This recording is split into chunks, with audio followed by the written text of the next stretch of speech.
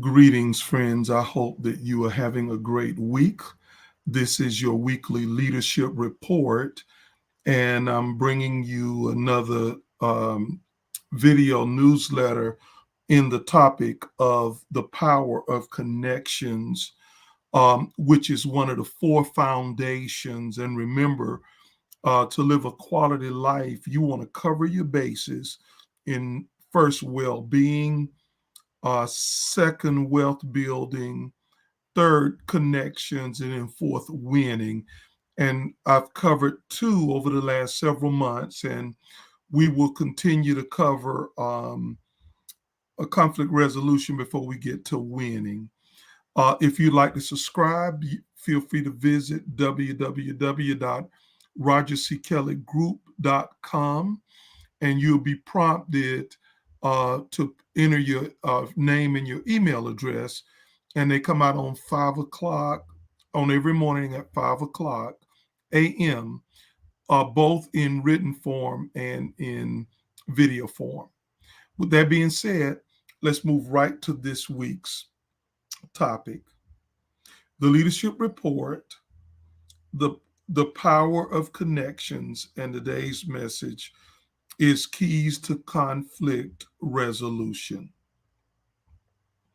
A major part of managing successful connections is the awareness that because we are all different, our backgrounds, experiences, family dynamics, personal perspectives, and more, many conflicts are inevitable. It makes me nervous when people live or work together for years and say they never had a fight, in parentheses, not literal. Conflict is not only par for the course, but is also a sign of relational health. It not only brings us into our desired outcomes, but shapes our character in the process. In parentheses, I personally hate drama, which is pointless bickering, which is not included in this discussion. Following are some keys to resolving conflict. First, the source of conflict. What is the source of the conflict? It often arises within us, and when this is the case, it cannot be solved with another person. When we are personally conflicted, this must be resolved first within. We must have a clear mind and conscience to resolve conflicts with others. Always begin with looking at yourself. Second, the pervading agreement. The reason it's important to establish direction, intentions, and goals for every relationship is this creates the parameters that will guide you through every type of conflict.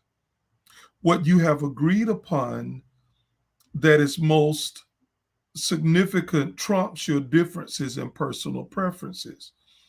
This becomes your rallying point and is the foundation for you to operate in agreement. Third, trading shoes. One of the dangers during conflicts is the assumption that we know exactly where the other person is coming from. One of the tools to really help you is placing yourself in the other person's shoes. If I was standing in her situation, how would I feel? What would I want? What would I do? It is important to drop your defenses, take a pause, and answer questions like these. Finally, outcome analysis. Another very effective thing you can do is play out where each of your differences in perspective will lead.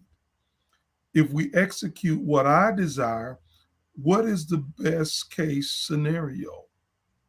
What is the worst case scenario? How much recovery time is required if I'm wrong? Ask the same question of your uh, partner or partners. Where does this lead you? This can be extremely helpful as you analyze this together. By following this blueprint, your conflicts can become strengths, bringing you together instead of weaknesses, tearing you apart.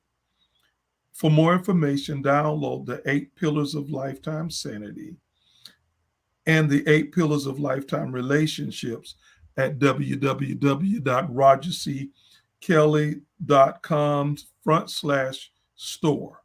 Until next week, good success, Roger.